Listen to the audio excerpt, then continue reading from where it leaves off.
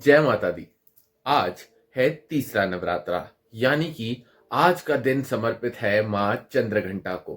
तो चलिए जानते हैं कि दुर्गा के इस तीसरे स्वरूप को कैसे मिला माँ चंद्रघंटा नाम।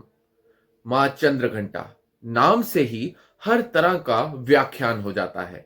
चंद्र समान जिसकी चमक हो, जिनके चेहरे पर चंद्र समान शीतलता और तेज हो, उसे चंद्रघंटा कहते हैं। अब आप सभी सोच रहे होंगे कि व्याख्यान में मैंने चंद्र का अर्थ तो समझा दिया, लेकिन जो शब्द है चंद्रघंटा, उसमें घंटा का अर्थ क्या है या कैसे मिला मां को चंद्रघंटा नाम।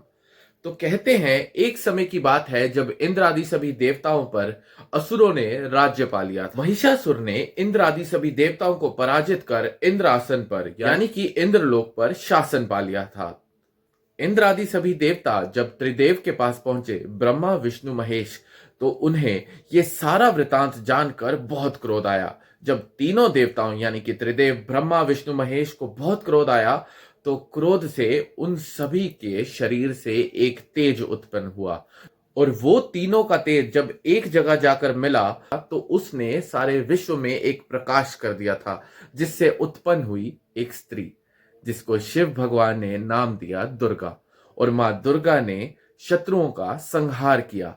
जब जब उस समय मां दुर्गा का प्राकट्य हुआ तो हर देवी देवता ने अपनी तरफ से मां को कुछ ना कुछ भेंट चढ़ाया। जैसे कि त्रिशूल भगवान शंकर ने दिया, सुदर्शन चक्र जो है भगवान विष्णु ने दिया, और ब्रह्मा जी ने मां को कमंडल प्रदान किया। इसी बीच मां का स्नेह और मां का आशीर्वाद प्राप्त करते हुए मां का एक और भक्त सामने आया। वो अनन्य भक्त और कोई नहीं, देवराज इंद्र की सवारी ऐरावत था। जब चंद्र सूर्य के तेज से शोभायमान उस मां भवानी का ऐरावत ने दर्शन किया, तो उसके मनोभाव इतने प्यारे हो गए, इतना लीन हो गया वो मां के चरणों में, कि उसने अपने गले की घंटी उतार मां को प्रदान के बाद से ही मां के हर मंदिर में घंटा लगाया जाता। कहते हैं घंटा ध्वनि होने से हमारे आसपास की सारी नेगेटिविटी दूर हो जाती है। हमारे मन इसी तरह नाम मिला था कि जो चंद्र का स्वरूप रखती है, चंद्र से शोभायमान है और जिस पर सूर्य चंद्र का तेज है, और जो घंटा ध्वनि करवाती है और सारे विकारों को दूर कर देती है, उसे नाम दिया गया था चंद्र घंटा। चंद्र घंटा मां को हमारा शत शत नमन।